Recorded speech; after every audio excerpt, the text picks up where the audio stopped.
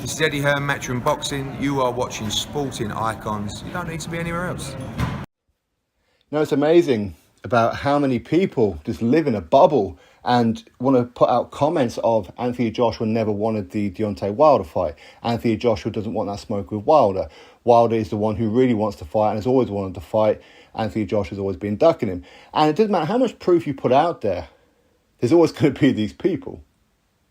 I don't know why. Maybe they don't really follow the story as closely as what you and I do. I don't know. Maybe because they just don't want to hear it. Because their favourite fighter is Wilder. Or at least they prefer Wilder over Anthony Joshua, however it may be. They don't want to admit to certain situations.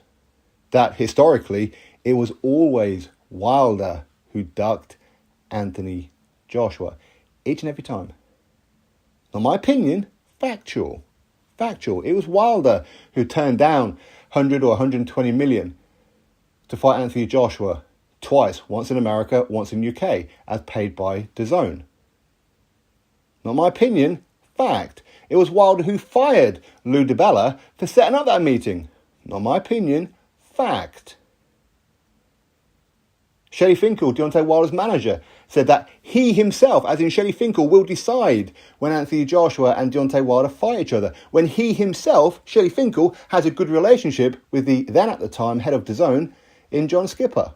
Not my opinion, fact. It was Deontay Wilder who turned down numerous offers from Anthony Joshua. Not my opinion, fact. It's all out there. Google it. It's not my opinion that Deontay Wilder put out that you got 24 hours to accept a fight and here's $50 million. Wilder put that out there, not Al Heyman, not Shelly Finkel, not anybody. Wilder on Instagram. Like Wilder's got 50 million. And you got 24 hours to sign the contract, agree the fight, whatever it was. Knowing full well that Wilder's team, Shelly Finkel and all that, are in New York, and if you verbally agree something, then it's a legally binding contract. When they haven't even seen the contract. And it's also a fact when Eddie Hearn tried to set up a meeting with Team Wilder, Shelly Finkel and everybody, and they declined the meeting to have this fight, surrounding the 50 million.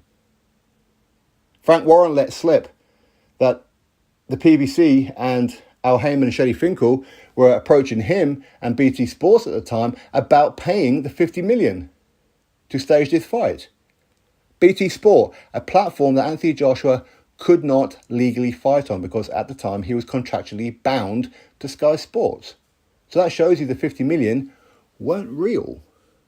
It does.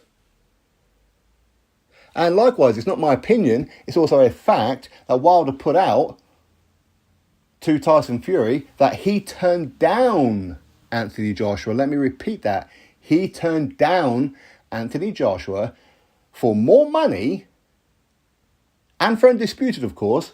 Instead, went to fight Tyson Fury instead for less money. That's not my opinion, he said that. It's a fact. So, and there's so many other instances that I can give you. And I've said it before recently on quite a few occasions. None of that really matters. The important thing is that they get in the ring now. We can overlook all that crap, right? Just get in the ring now. And it washes all that away. But what I can't accept are the narratives being pushed. People trying to push out misinformation. Now, if any information that I've given you in this video is wrong, then it's because the sources that are flying around the internet, they must be wrong too. As in, Wilder's own statements must be wrong. Shelly Finkel's own statements must be wrong. Right? And there's plenty more examples as well, okay? So no, Wilder never wanted to fight Anthony Joshua. Does he want to fight him now? Yeah, I believe he does. Because where else is he going to go? What else is he going to do? What other paydays are there for Deontay Wilder? There are no more paydays for Deontay Wilder, or as in big paydays, outside Anthony Joshua. Get that final payday. Hey, even have a rematch. Do it twice. Who knows? Then sail off into the sunset. Win, lose or draw. Fill your boots with money. Otherwise, he would have risked it by fighting Andy Rich Jr. He'd have risked it by fighting quite a few other people. Not just have a half a round against a Robert Helenius. in the past, what was it, 18 months, 2 years, whatever it may be. Point is, Anthony Joshua was always the one running around trying to get the fight on. Recently, Anthony Joshua's team, Eddie Hearn, Matchroom 258, were the ones speaking to the Saudis before they changed management in Saudi Arabia. They were the ones who got all the fees and everything sorted out. Wilder's team didn't do that. But yet, Joshua is the one ducking Wilder. Some people are just not born with a common sense, or no longer have the common sense that they were born with, I should say. You may love Wilder. You may want his plums in your mouth. I don't know. Okay, that's entirely on you. And you may not like hearing the truth. It may hurt your feelings. Sorry about that, but you can't change it. Okay, you just can't. So no more narratives, eh? Or at least false ones. If you want to support Wilder, great. If you think Wilder knocks out Anthony Joshua, great. But don't try and change the history of it, alright? Drop your thoughts below. Click thumbs up, subscribe. Catch you next video.